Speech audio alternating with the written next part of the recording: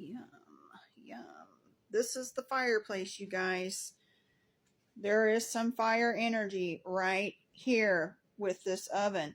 Although this oven is not made of bricks, notice how this oven has a curtain and a window. And I kind of decorated it. I kind of made my own little things here to hang from. These are my own craft. And it has made me feel so joyous to have a piece of dangly right there. But yes, I want to share today. Yes, welcome. Welcome to the kingdom. I share zodiac stories. Today I want to share a story about an animal. Okay, the word zodiac is talking about the wheel of animals. The wheel is attached to the wagon, and the wag is on, not off. Well, technically the wagon is on and off because there is an on and off. Okay, and off is 666. Okay, and this is going to take you to your lead. And then you have to turn this lead into gold. And you do this just by being born here, you guys. You're birthed through the gold, which is the sun, the 54th sun. Okay. Gold links with fire.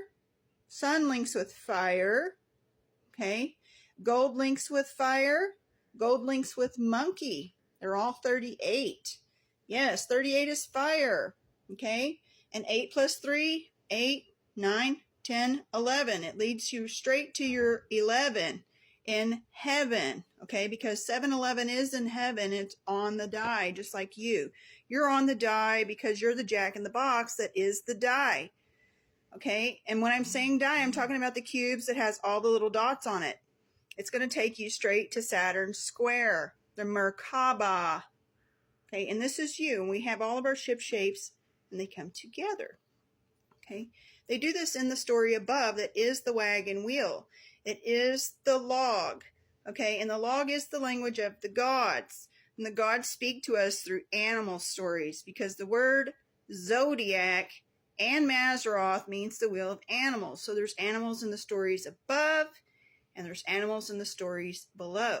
Okay. And likewise, each animal carries a story. Okay. And today I want to teach you the story about the raccoon. I've already spoke about the raccoon in my last video, and you know, he had a fish that time, and it was just so amazing because this is what the tree told me. I listened to the tree.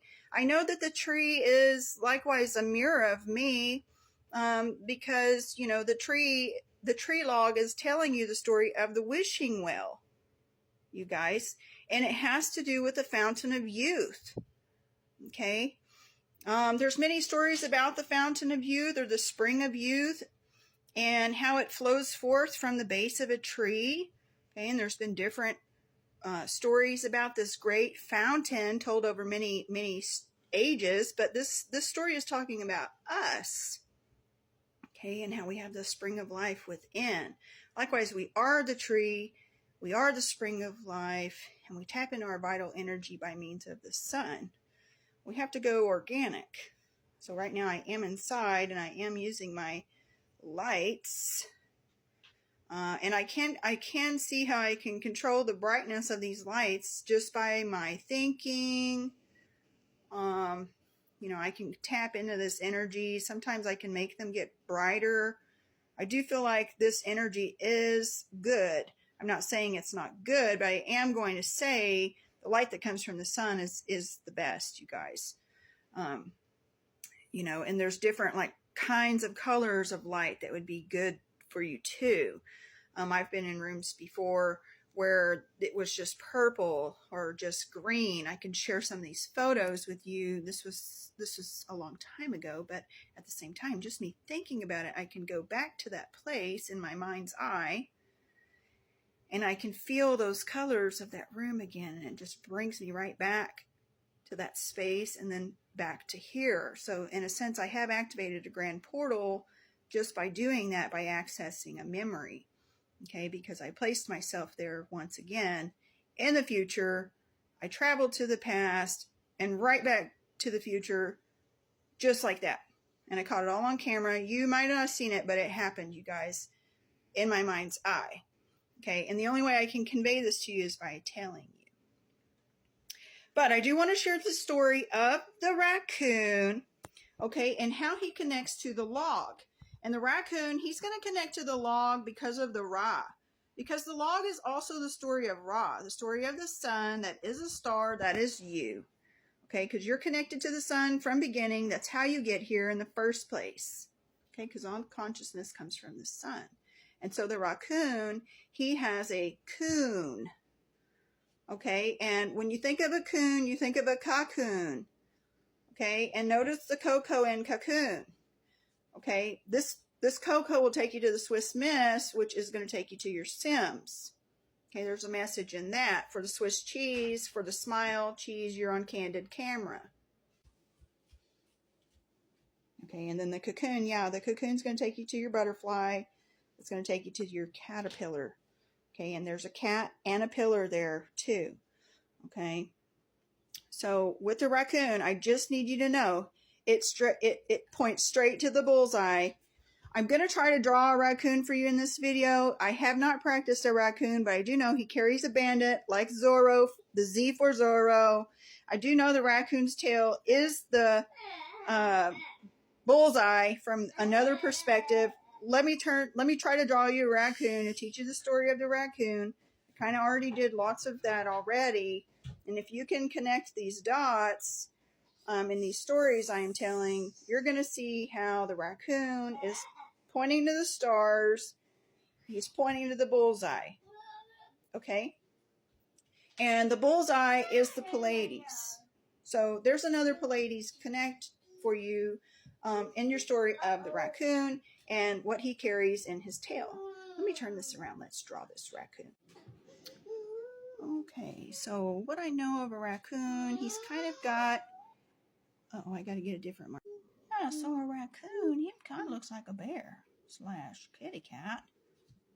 Okay, and then I know he's got like these bandit marks here on his face. Okay, and it's kind of dark.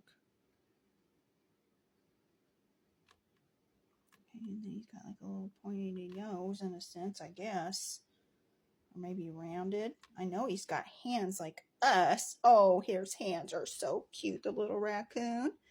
Okay, so we're going to put him here. Yeah. There we go. There we go. I'm going to just give him a shirt, you guys. I'm going to make him sit. Okay. There we go. And then mostly what I wanted to talk about is his tail. And how he's got his tail like this. Okay. Kind of like Miss Kitty's too. Miss Kitty has a tail like a raccoon.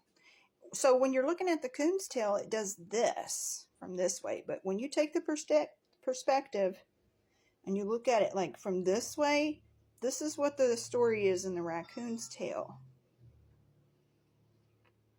Okay, it's supposed to take you back to the bullseye. He points the way to the stars as well because this is the story about the log and the rings. Okay, and this is the cornerstone for your stone soup. It's in the great cup. Okay, and the chalice is in the heavens, you guys. The chalice is up there with the crown. It's up there with the quillis that is a great bird that carries a harp, sings a great hymn. H-I-M for the moon. H-I on the die, you guys. Yes, and then it's also a H-Y-M-N for a hymn, which a hymn is also talking about your needle, okay, and your thread. And your thread's going to take you straight to Octomom's wheel, which is also the Palladian bullseye. Octomom is also the Black Widow's nest. It's the black spider. There's a movie that has the widow's nest, and it's just covered in just so many cobwebs. I love cobwebs. Let me show you some of mine.